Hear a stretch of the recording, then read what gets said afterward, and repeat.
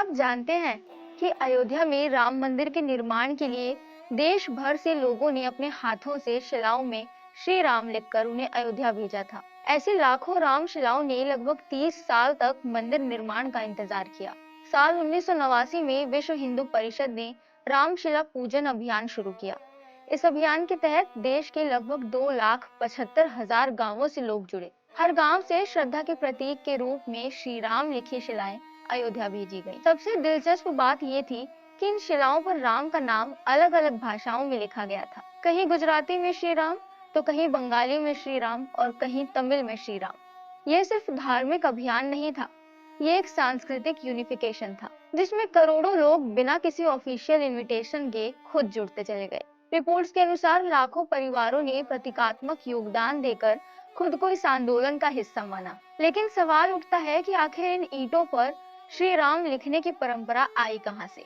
दरअसल भारतीय मंदिर परंपरा में किसी भी निर्माण से पहले भूमि और फाउंडेशन को आध्यात्मिक रूप से पवित्र करने की परंपरा रही है। वास्तुशास्त्र, अग्नि पुराण और सम्रांगन सूत्रधार जैसे प्राचीन ग्रंथों में मंदिर निर्माण से पहले भूमि पूजन, शिला स्थापना और मंत्रों द्वारा सैंक्टिफिकेशन का उल्लेख मिलता है।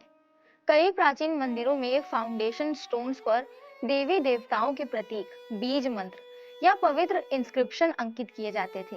मॉडर्न स्टडीज बताती हैं कि जब करोड़ों लोग किसी एक प्रतीक, नाम या बिलीफ से इमोशनली कनेक्ट करते हैं, तो वो चीज सिर्फ एक ऑब्जेक्ट नहीं रहती, बल्कि वो एक्टिवली एनर्जाइज्ड हो जाती है। रामशिला आंदोलन में भी यही हुआ। लोगों ने सिर्फ ईंटें नहीं भेजी, बल्कि अपने विश्वास को फिजिकल फॉर्म में अयोध्या भेजा। यही कारण है कि श्री राम लिखी ये शिलाएं करोड़ों लोगों के लिए डिवोशन, पार्टिसिपेशन और स्पिरिचुअल कनेक्शन का एक प्रतीक बन गई। पर आखिर 30 साल तक क्यों संभाल कर रखी गई ये रामशिलाएं?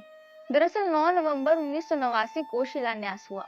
उसके बाद बड़ी संख्या में रामशिलाएं अयोध्या की कार्यशालाओं में सुरक्षित रख दी गई थी।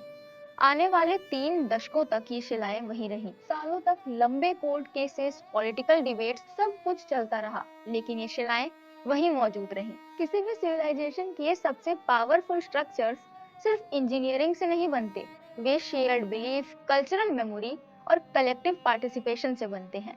राम मंदिर की कहानी में मॉडर्न इंजीनियरिंग ने स्ट्रक्चर तैयार किया, लेकिन राम शिलाओं ने करोड़ों लोगों को उस स्ट्रक्चर से इमोशनली कनेक्ट किया।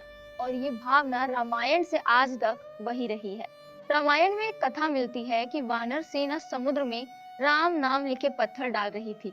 हजारों सालों बाद कलयुग में भी करोड़ों लोगों ने श्री राम लिखकर अपनी शिलाएं अयोध्या भेजी।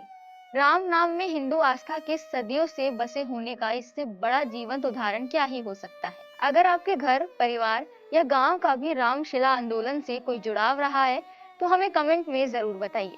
नमन।